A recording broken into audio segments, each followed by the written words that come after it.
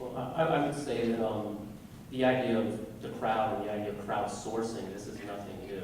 Crowdsourcing has been around forever. What's different now is that the entire world is living in one large crowd because of technology and because of the internet.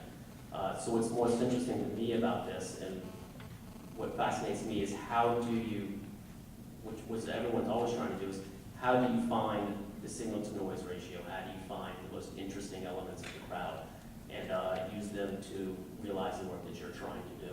So for me, it's really about filters and about finding the most interesting elements of the crowd and making it a community rather crowd. Well, let me peel back some of the perceptions of the hysterical responses that you. I mean, I saw quite a number of hands go up with the question about who's the students is out there, and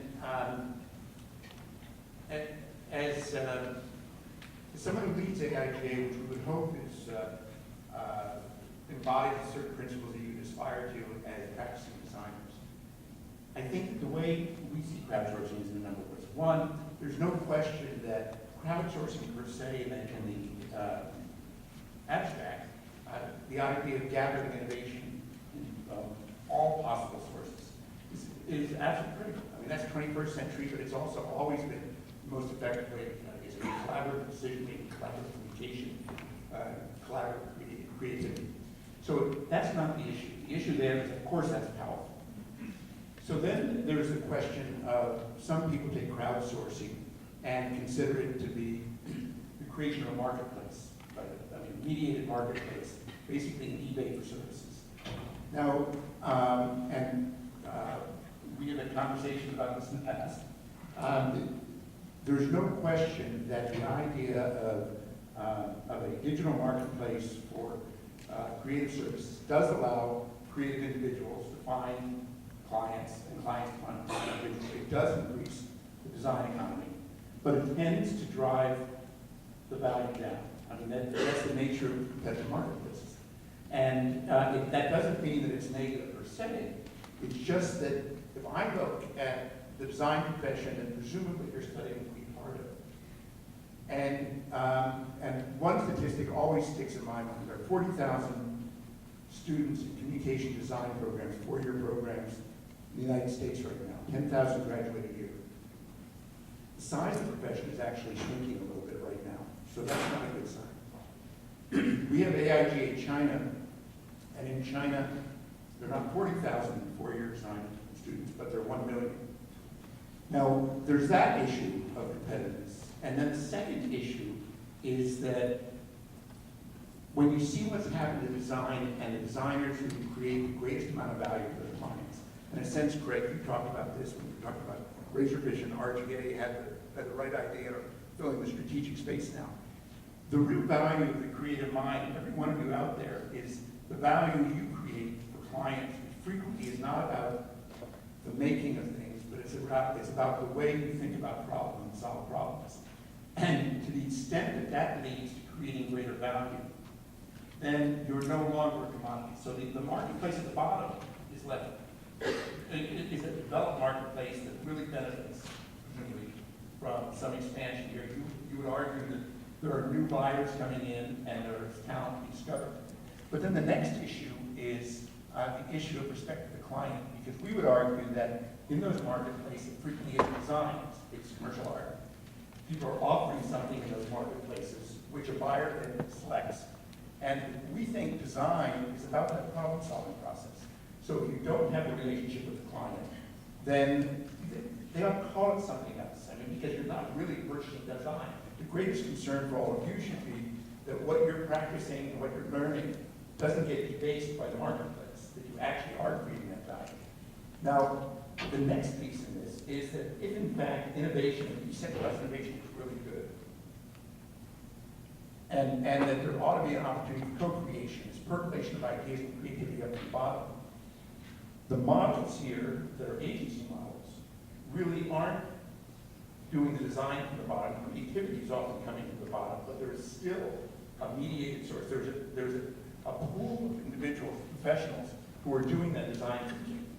And so it really isn't just a bottoms-up model. It's actually the old model is decentralized.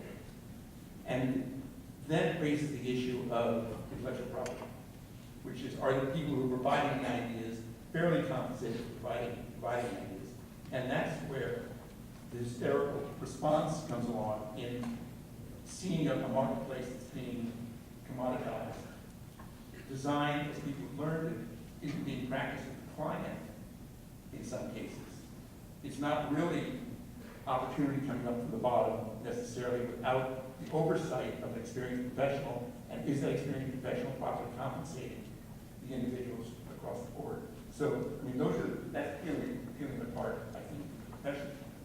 I think that the hysteria is that you already made a demarcation between certain pieces of it, right? The hysteria is that the value of design is going down. But as you just said, it's not necessarily the value of design that's going down, it's the value of commercial art.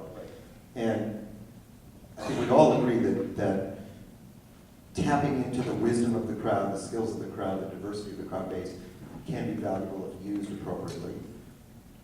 I think it's true in design, it's true, it's one of the fundamental tenets of the country, right? We crowdsource with the President of the United States. We ask the entire crowd what they think, and we get an answer. So it's been done, it's done all over the place. There's a lot of, you get a lot of grief when people put up a logo contest for $500. And is that taking away the design process? The design process, there's sort of two pieces of it that I think get ignored in this area also, which is the design of the problem to be solved. The way in which it's described is incredibly important, right? Netflix saying, hey crowd, come up with a better recommendation engine is one thing. Structuring a $1 million prize with time limits and check-ins and rules and regulations and all those things, that's an important part of the process. So, like in any other profession, you need to be a good client and a good, there has to be a good relationship with the client and the vendor. I think the other piece that crowdsourcing sort of removes from the equation, which is great in certain places, but is really an issue for the design profession, is